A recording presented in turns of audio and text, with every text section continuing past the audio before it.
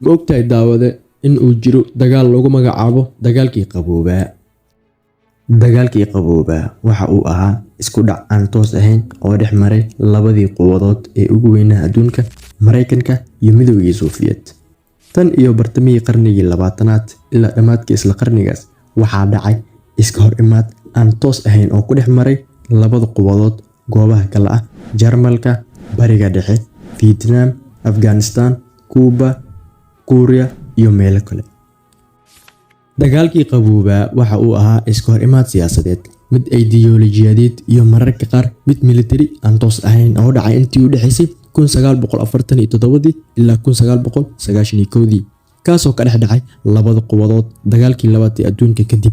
Mid ka mid ah astaamaha ayaa ka mid ah u qaybinta adduunka laba isbahaysi oo kala ah shuuciyad oo uu hogaaminayo Midowga Sofiyeet iyo kuwa siyaasadoodu ay furan tahay oo uu hogaaminayo Mareykanka.